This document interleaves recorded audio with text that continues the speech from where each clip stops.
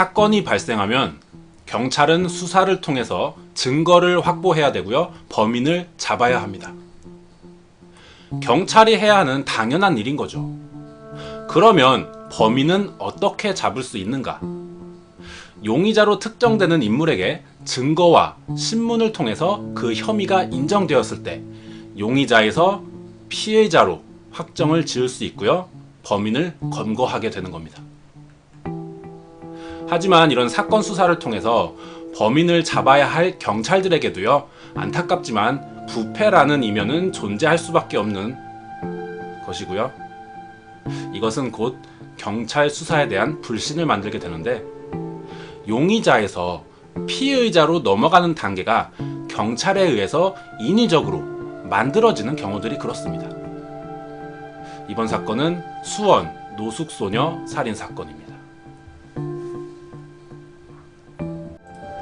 2007년 5월 14일 새벽, 경기도 수원시 매교동 수원고등학교 본관 건물 앞에서 16세의 소녀가 숨진 채 발견되었습니다. 시체는 학교에서 발견되었던 탓에 출동한 경찰은요, 학교에 재적 중인 학생인지 확인했지만 이 학교의 재학생이 아니었던 거예요. 그리고 실제로 교복도 입고 있지 않은 상태였습니다. 시신의 상태를 보니 팔, 다리에는 피멍 자국이 상당히 많이 나 있었다고 합니다. 신원을 확인할 수 없었기 때문에 옷의 행색을 봤더니 좀 오래된 옷을 입고 있었다라는 것으로 미루어 봐서 경찰은 이 사망한 피해자를 노숙을 하던 소녀로 단정 짓고요, 수사를 착수하기 시작했습니다. 그런데 이때부터 수사가 점점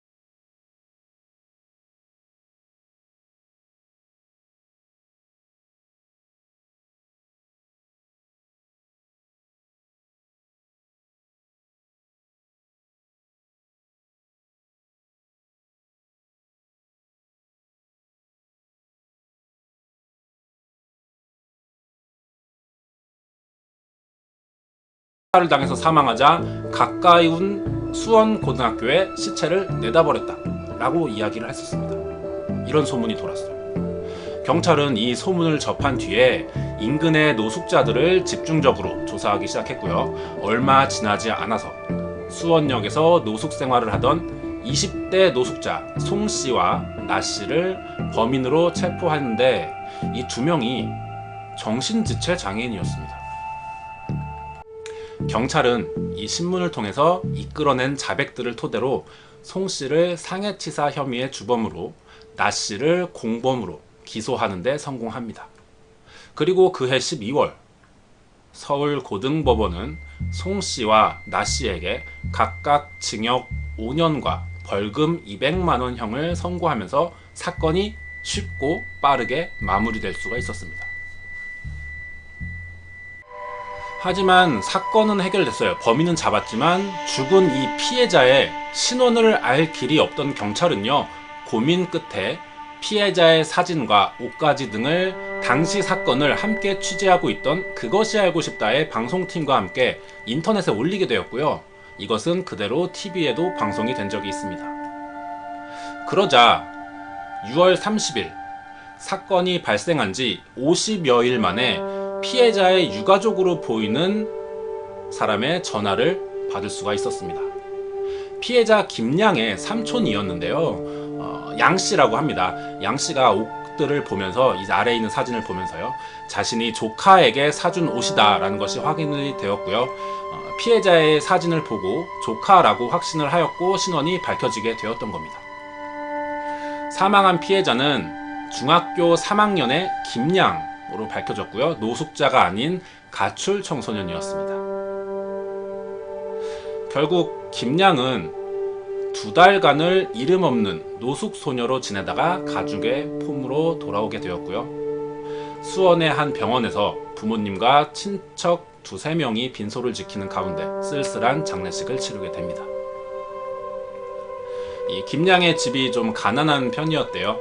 빈곤한 처지였기 때문에 김양의 부모는 350만 원에 이르는 장례 비용을 부담할 수가 없었기 때문에 제대로 된 장례를 치르지 못했고, 장례식 다음 날이 되는 6월 7일 김양의 사체는 화장되어서 산기슭에 뿌려지게 됩니다. 범인도 잡혔고 신원을 모르던 피해자의 신원도 확인해서 가족들의 품에 돌아갔어요. 모든 과정이 전부 마무리됐습니다.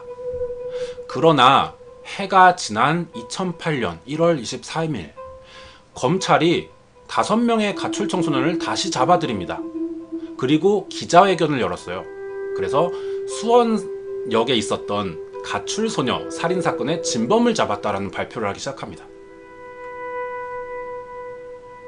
검찰은 검거한 청소년들의 자백과 체포된 노숙인 송씨의 뒤늦은 진술이 있었던 것을 발표했는데요. 아이들과 같이 소녀를 때렸다라는 진술을 근거로 이 5명의 가출 청소년을 기소하게 됩니다. 그러나 검찰과의 취조에서는 범행을 시인했던 이 청소년들이 막상 법정에 서게 되자 범행을 완강하게 부인하는 사태가 발생했어요. 피고석에 나란히 선 아이들은 하나같이 검사가 자백을 의도적으로 유도했고 위협까지 했다라는 증언을 합니다. 더불어 체포되었던 2명의 노숙자도요, 증인 신분으로 법정에 출두한 송씨와 나씨죠. 아이들도 우리도 소녀를 죽인 적이 없다라는 증언을 했어요. 검사는 이들과 반대로 범행 사실이 있었음을 완강하게 주장했고요. 2008년 7월 수원지방법원에서는 노숙 청소년 5명에게 각각 징역 2년에서 4년형을 선고합니다. 그리고 아이들을 두둔했던 송씨에게도 어린 피해자가 꿈을 피워보지도 못한 채 차디찬 콘크리트 바닥에서 생을 마감하였음에도 피고인은 이것을 반성하지 않고 끝까지 범행을 부인하는 점에 엄히 처벌함이 마땅하다라면서 위증죄로 다시 기소합니다. 그리고 노숙 청소년들의 범행에 대한 2심 공판이 열렸어요. 변호사를 선임할 돈이 없었던 청소년들은 국선 변호사와 함께 법정에 섰고요. 재판 이전에 검사에게서 죽였다라고 자백하라는 협박이 있었음을 다시 증언합니다. 이것에 대한 결정적인 증거는요, 경찰의 신문 과정 녹화 영상이었습니다. 이 영상에 아이들의 증언과 일치하는 장면들이 녹화되어 있었던 거죠. 아이들은 실제로 검사에게 폭언과 협박으로 인한 거짓 자백을 강요받았던 거예요.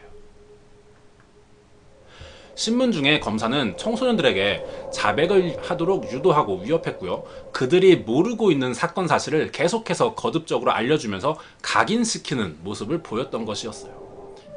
2009년 1월 끈질긴 법정 공방 끝에 가출 청소년 5명은요 결국 무죄 판결을 받았고요. 곧이어 노숙자 송씨의 위증죄 또한 무죄로 선고됩니다. 자, 그러자 송씨가 피해자 김양에 대한 상해치사 혐의를 재심을 요청합니다. 자신이 위증죄는 지금 벗었지만 살해 혐의로 인한 형은 계속해서 남아 있었기 때문이에요. 요청이 기각당했습니다. 하지만 송씨의 끈질긴 항고 끝에 대법원에서 재심이 결정되었고요.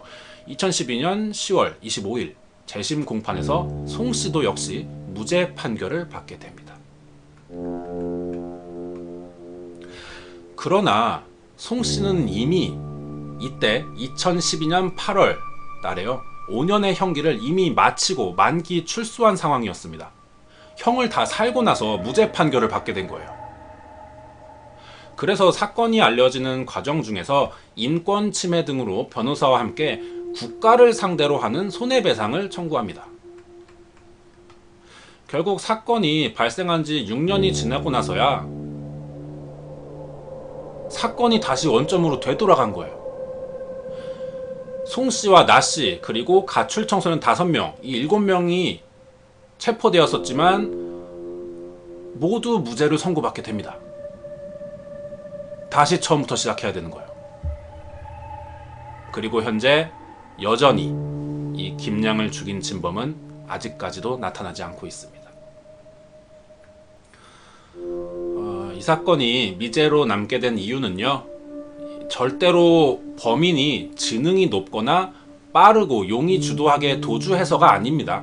그것이 아니고 경찰이 피해자의 신원을 섣불리 단정짓고, 노숙소녀라고 섣불리 신원을 파악하지 못한 채 단정짓고 진행한 수사의 방향, 그리고 수사 과정에서 사람들의 목격이나 결정적인 증언들이 아닌 소문으로만 떠돌던 이런 말들을 믿고 그대로 용의자들을 특정해버린 것이 결정적인 실수였고요.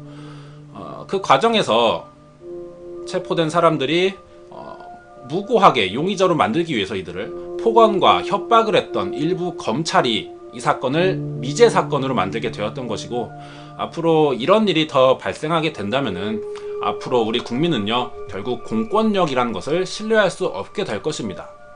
그리고 그것에 대한 결과는요, 그대로 진짜 용의자가 되어야 할 범인들을 이롭게 할 뿐입니다.